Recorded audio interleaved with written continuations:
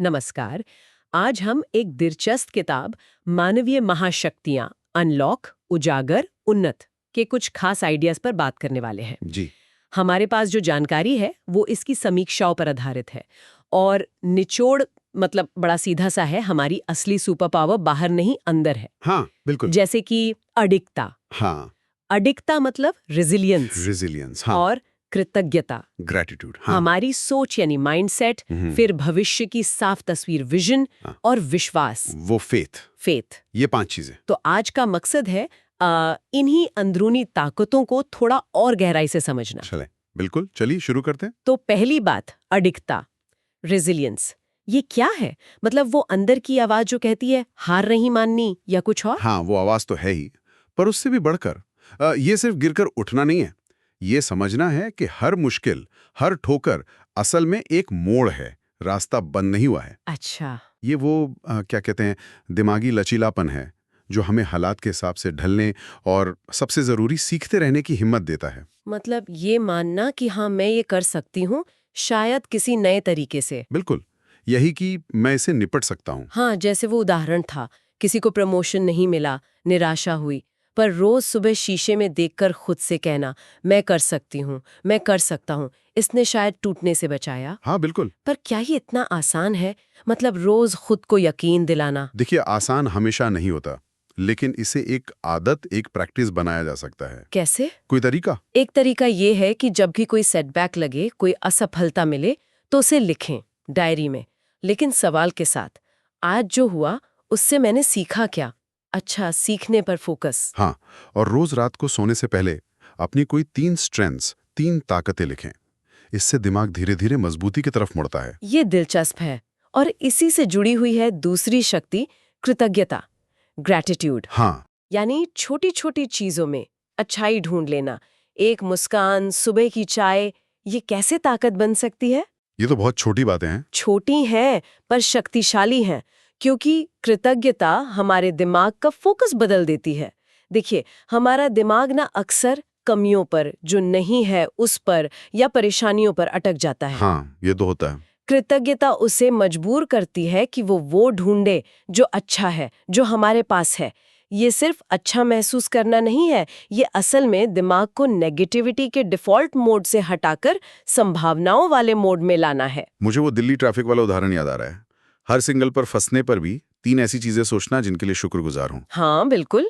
सुनने में थोड़ा अजीब लिखता है, पर शायद हाँ, सोच बदलने का एक तरीका तो है। बिल्कुल। और इसे रोज की आदत बनाने के लिए सुबह उठते ही मन में सोचें या कहीं लिख लें 3 बातें जिनके लिए आप थैंकफुल हैं। जो सिर्फ 3? हाँ, बस 3 से शुरू करें। और शाम को बस 2 मिनट आंखें बंद करके धन्यवाद या शुक्रिया शब्द पर ध्यान लगाएं। ये छोटे छोटे अभ्यास हैं, पर धीरे धीरे सोच का पैटर्न बदल देते हैं। और सोच की बात आई है तो अगली शक्ति मानसिकता, माइंडसेट, और अवचेतन मन की रीप्रोग्रामिंग। ये जो विचार है कि हम जो सोचते हैं वही बन जाते हैं, ये कितना सच है? ये काफी हद तक सच है। देखिए, हमारा जो अवचेतन मन है वो एक तरह से जमीन जैसा है। हम उसमें लगातार विचारों के बीज बोता रहते हैं। अच्छा।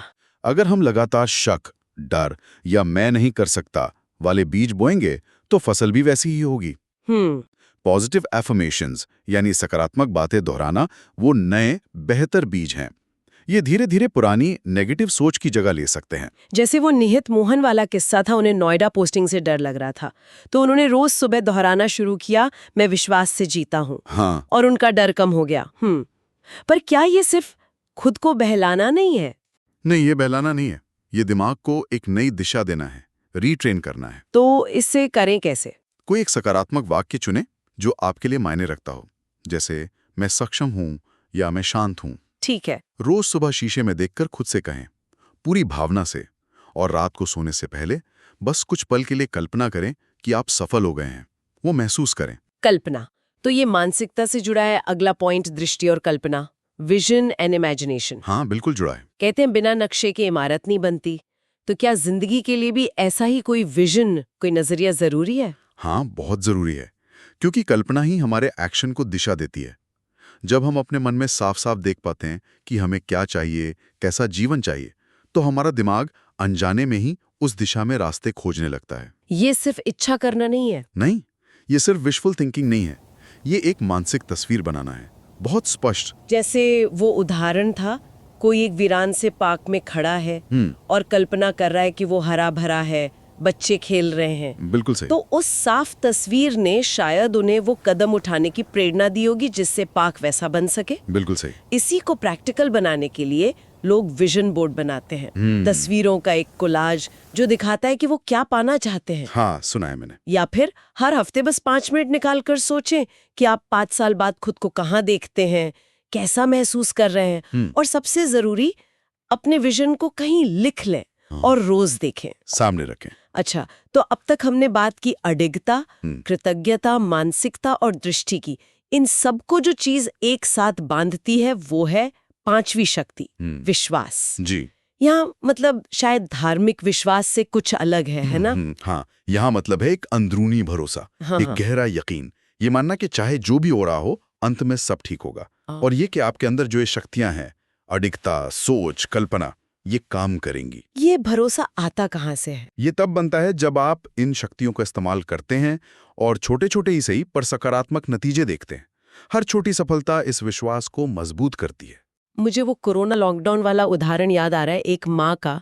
बाहर कितनी अनिश्चितता थी, पर उनका वो अटूट विश्वास कि हम संभाल लेंगे, सब ठीक हो जाएगा। हाँ, उसी ने उन्हें रोजमर्रा के काम करने और परिवार में उम्मीद बनाए रखने की हिम्मत दी। बिल्कुल। इस भरोसे को जगाने के लिए एक छोटा सा काम कर सकते हैं। दिन में बस एक बार पूरी भावना से कहें, मुझे यकीन है। मुझे यकीन है। हाँ, या रात को लिखें, आज मैंने इस बात पर यकीन रखा कि। ये खुद को याद दिलाना है कि भरोसा रखना भी एक चुनाव है, एक सक्रिय काम है। तो कुल मिलाकर ये पांचों शक्तियां, अडिगता, कृतज्ञता, मानसिकता, दृष्टि और विश्वास, ऐसा लगता है कि हम सबके अंदर हैं पहले से। बिल्कुल, बस उन्हें पहचानने और जगाने की जरूरत है। उन्हें अनलॉक करना है। हाँ, अनलॉक, उजागर, उन्नत, जैसा किताब का नाम है। और ध्यान देने वाली बात यह है कि ये अलग अलग नहीं हैं, ये सब जुड़ी हुई हैं। अच्छा, कैसे? ये एक दूसरे को ताकत देती हैं। जैसे कृतज्ञता आपकी मानसिकता को बेहतर बनाती है। हाँ, ये तो है। बेहतर मानसिकता से आप भविष्य की ज्यादा साफ तस्वीर यानी दृष्टि बना पाते हैं। वो दृष्टि आपको मुश्किलों में टिके रहने यानी अडिगता का हौसला देती है, और ये सब मिलकर आपके अंदरूनी विश्वास को मजबूत करते हैं। मतलब ये एक साइकिल जैसा है। हाँ, बिल्कुल, एक सकारात्मक चक्र जो हमें ऊपर उठाता है। और जैसा कि स्रोत हमें याद दिलाता है, सिर्फ जानना काफी नहीं है, अगला कदम है करना। सही बात, एक्शन।